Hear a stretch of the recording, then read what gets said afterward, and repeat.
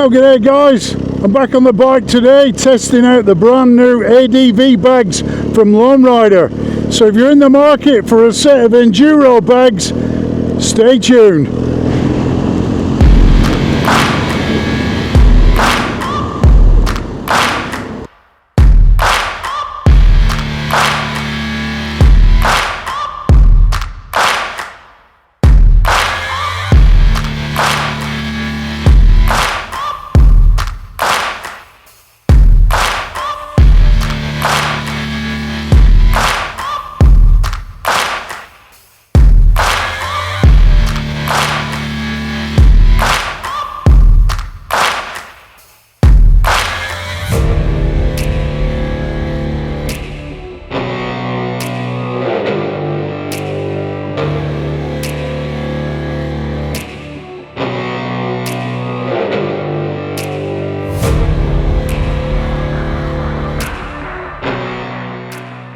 So thanks for staying tuned, guys. So here we are right on the edge of the South Australian bushland. Now we're into spring, and that means we're going to get lots of flies. So I'm already doing the Aussie wave, as you'll probably pick up during this video. So here they are. These are the brand new ADV or adventure bags from Lone Rider. I've got one of the first sets to hit Australia, and the guys at Lone Rider sent me out a set so I could whiz them on the GSA and give them a bit of a test ride. So the first question I hear you shouting out is, this is a GSA. These are enduro style bags. Why would you put this style of bag on a GSA? Well, if you've been watching my channel recently, you'll know that my riding style is starting to transition from the occasional gravel road into more challenging off-road type situations. And secondly, Lone Rider threw these at me free of charge. I guess they're not free really. I put a lot of work into these videos, but you know where I'm coming from with that. So why wouldn't you want to test them out? Okay, so now we've got that question out of the way, let's take a closer look at the bags. Now, I was going to take the factory racks off, but once I dropped the bags on the back, they actually hug the bike quite nicely, so I didn't really see much point in that. Okay, and as I said, sorry for the Aussie wave, but the flies are dreadful here at the moment. Let's talk about the bags in finer detail. Why would you buy a set of enduro bags? What's the real reason for buying these? Well, I guess as you guys are all shouting out behind the camera, these aren't really meant for a rack type bike. They're more of an enduro type bag. So you'd put them on, say, something like a Tenere, an Africa Twin or something like that. But where I think these might come in really handy is with the current crop of GS and GSA 1300s that don't actually get the racking. And I believe a lot of the guys are struggling to get hold of the BMW hard cases as well. So this might be something for you to consider. So straight off the bat, you don't need a rack. The great thing about these is they're a universal fit. They're designed to really drop over the back of any type of bike without a rack and then be cinched down in place. So there's actually no mechanical fixings for these bags. They're held in place with 6 straps, and you could probably see 2 straps that I've got down here for the left side facing forward. You got the same on the other side, and then round at the back you've got 2 more straps. Now if we look at the Moscow system, they use a strap on either side, not 2 like the Lone Rider system, but at the back you have to drill your fender or your rear rack to have a mechanical attachment. So straight away you're damaging your bike, and if you go to sell your bike, somebody might not like the idea of having that mechanical fixing.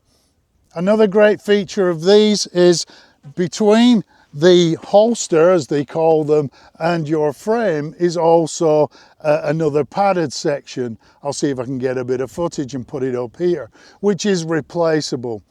Now this does actually sit on directly onto your bodywork. So that's something to think about. It's padded, but if you get some dirt in there, the dirt might cause a bit of friction and it might rub away at the paint. If you're a bit precious about your bike, you might want to put some tape or some wrap on there before you fix the bags on. That's just something to consider. What's great about this system is it's a dual holster type system. So if I unclip this using the magnetic fidlock type buckles, and you can see I've fed this through the handle just for an extra bit of security.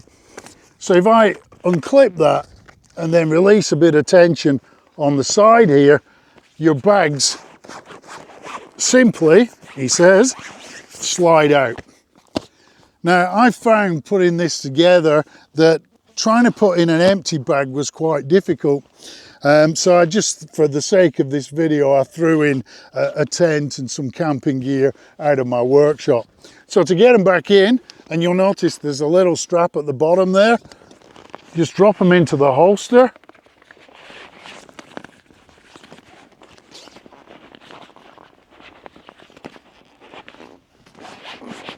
Give them a push down, and you can actually put your hand into the bottom here, grab the little strap, and that helps pulling them into the holster. And then, as I said, you can either push this over to the top, clip it in place, or for a little bit of double extra security, let's call it, you can drop that through the handle and then put on the magnetic clasp. It's as easy as that. Clasp, buckle, whatever you call it, where you come from. Now, obviously these holsters aren't waterproof, but the bags that slide in them, let's call them dry bags, dry sacks, they've got a top fastener that you would roll over 3 times, and they're fully waterproof once you get them in place. Total capacity of the bags is 70 litre. So you've got 25 litres on each side, plus a 20 litre on the top there as well. And a great feature with the top bag, it has a dump valve, air release valve, so you can purge out the air and cinch that right down to keep everything nice and stable. Okay, so let's take a closer look at what they call the beaver tail. So the beaver tail actually holds the top pack in place, and you access that by these magnetic fidlock type buckles. You just give them a little press, a little squeeze on either side, pull that out the way. You can see under the beaver tail you've got plenty of pockets for your documents, tools and whatnot, and I think they're fairly waterproof, but you might want to put your stuff into a plastic bag just for double safety. So drop those out of the way, and then the pack is actually held in place by a little bit more of a feature, and you probably hear this. So you've got nice thick strip of Velcro on the back there, and if I spin the bag round, you can see that dump valve that I mentioned earlier. What I like about all of these bags is they have a window on the top and on the side, so you can see what gear's in each pack if you've forgotten about that. You also get a set of bungees on the top there, so you can lash additional items on there. What I actually did on the ride over here, I had the pack sat like that, and then I sat the tripod, which is holding the camera right now, across there, and then just lengthened the beaver tail straps to suit. Great thing about this is, you know, if you get to your campsite, you put up your tent and you want to look for some firewood, you can leave this pack behind in your tent, and then you can store your firewood along here and expand this as far as you like to get it back to your campsite. The other great thing is you might be able to see these additional straps. So they supply you with an extra bag, which they call a tent pole bag. So you can put your tent poles in there and then squash down your tent a lot smaller without having those poles. And they're held in place with some modular or MOLLE type straps with quick release as well. Now, another great feature for all these bags, the compression straps are all replaceable. I'm not sure if you can see it for the camera angle here, but on the rear of the Beaver tail, there's a plate. You pull that out, slide on your new straps at that point there, put the plate back in, and hey presto, you've fixed your straps. Now, as I said, there's no mechanical attachments for this, so if you're out on a good ride, I would suggest every time you stop that you just go around and make sure all the straps are nice and tight to stop it moving around. I found that it actually does move around a little bit more than a hard type pannier. I guess another great feature is the weight and where you have that weight stored on your bike. So before you put any gear or equipment in these bags, the total weight is only 6.5, 6.9 kilograms, which is next to nothing. And I like the way that the weight is distributed on the bike. Okay, so we'll throw the backpack on there, throw over the Beaver tail, and again, as I said, cinch that down. So as we start to delve into the features and the benefits and the advantages of using these enduro style bags over, say, the moto panniers or the moto bags, I would say, and you'll have to excuse me, I'm getting smashed by flies here. I would not be using these bags if I was taking a pillion. I found, even though you can put them right back, the side of the frame actually impedes onto the seat, so they might be a little bit uncomfortable for your pillion passenger.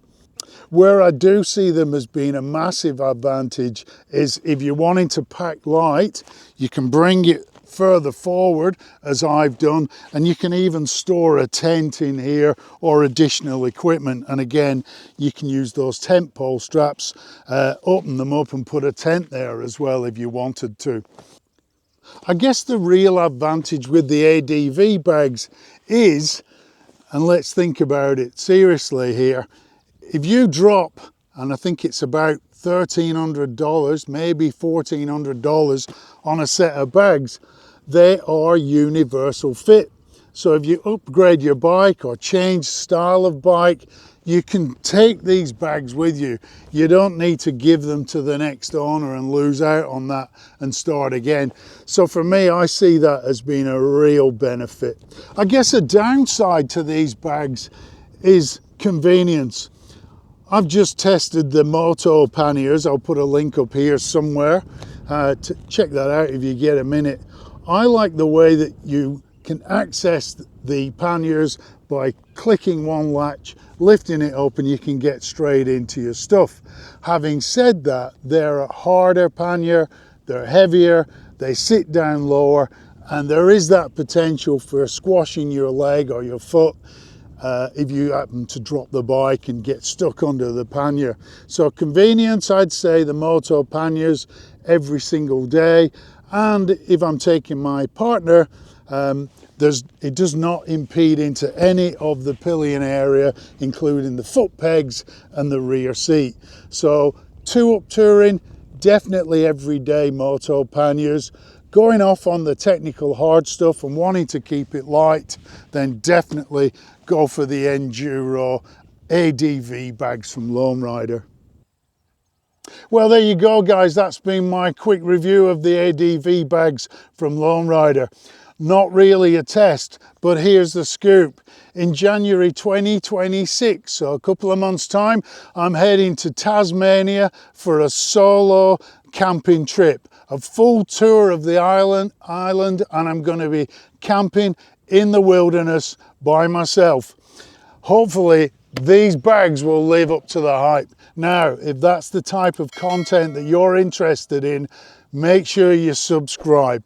And if you haven't seen my recent Flinders Ranges tour, I'll put a link up there. Go check that out. Now, if the video has helped you out, please don't forget to hit that like button, and I'll see you on the next one. Thanks again for dropping by. Ride safe and have a great day.